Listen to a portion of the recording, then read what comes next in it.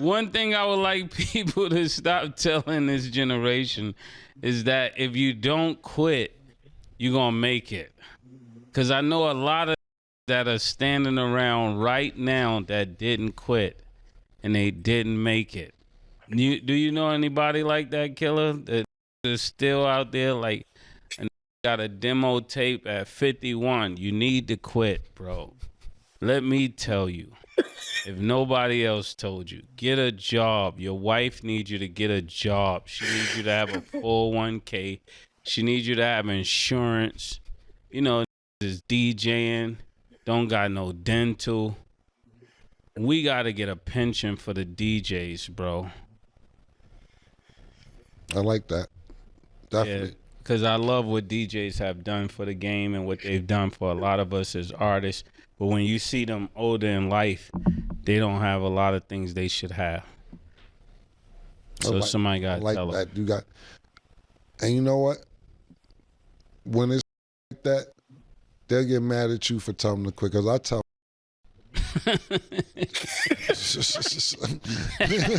I tell. It's not gonna work out, and then they get mad at me. I just talked about this on my show, Murder. Just For say real? what you just said, like, but not, not as broad, more narrow. And I don't want nobody to get offended because maybe they didn't see it on Talk with Flea, and they'll see it now. But on the last episode, not the last episode where we was with Max B, the previous episode is when they come up to you and want you to put them on and be like, but I'm from Harlem.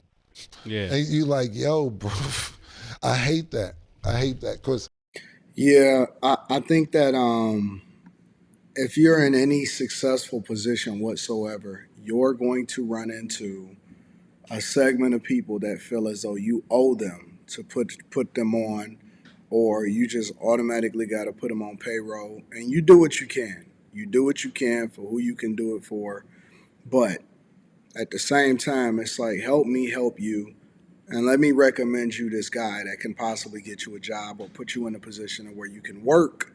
And I want you to be able to support yourself.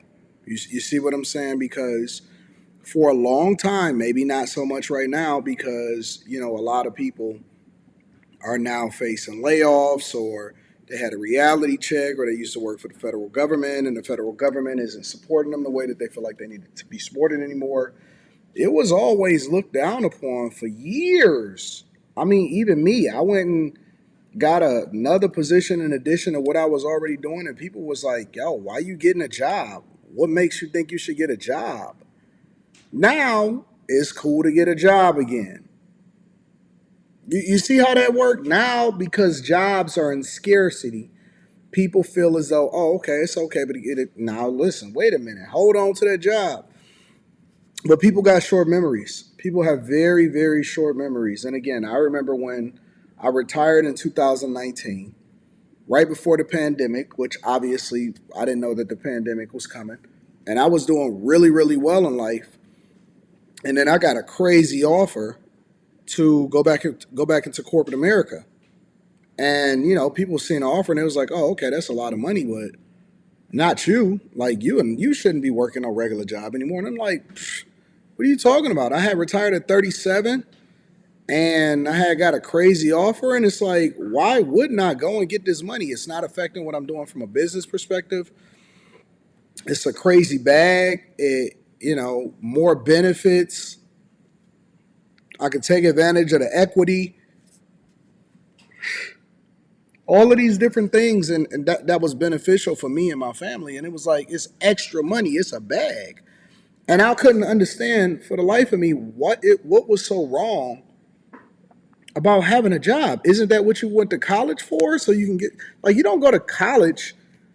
You go to college so that you can get the credentials to go and get the money.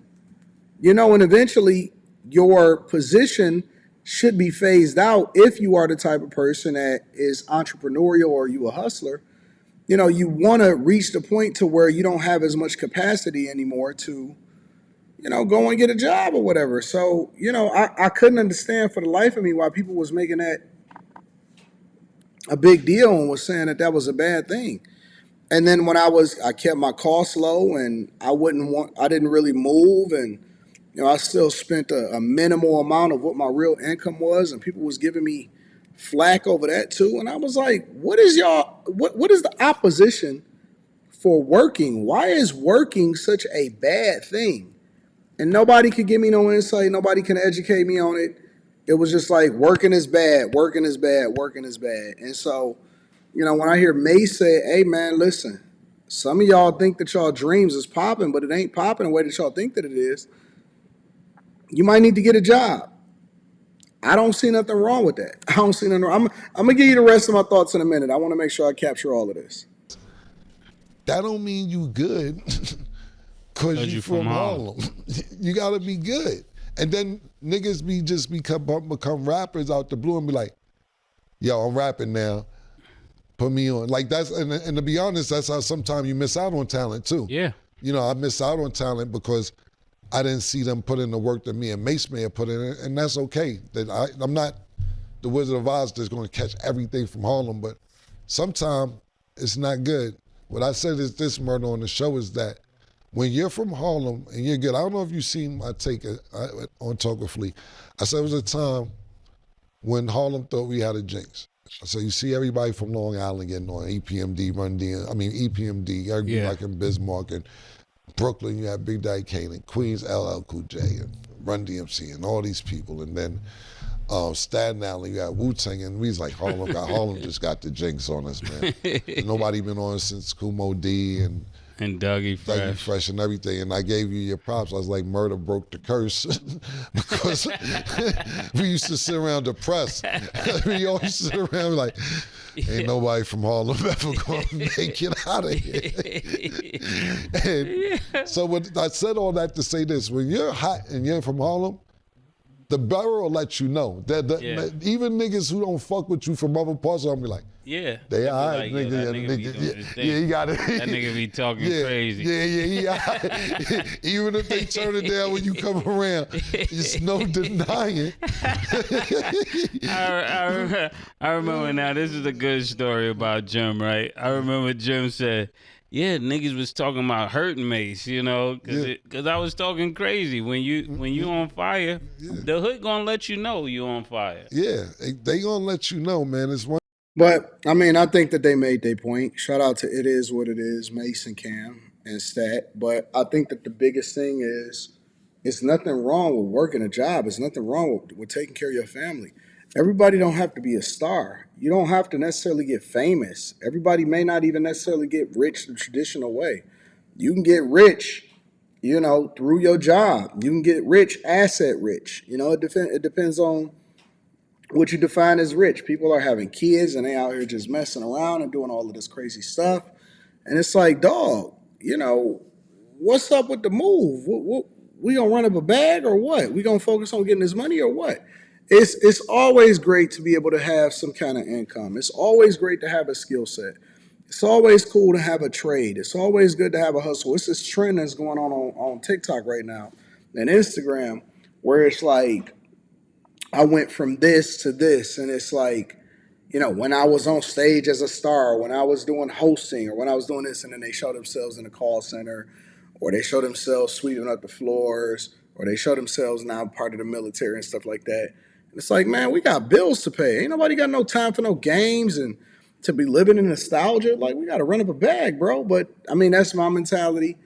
I tend to look at everything as opportunistic. I don't look at anything as leaving money on the table. I definitely need to get this gray out of my beard, but we'll get that there. Make sure y'all tap into the Patreon. Link is in the description. Teach Henley, 40% off your first order, 20% off for life. I love you. I appreciate you. I'm going to holler at you guys later. Peace.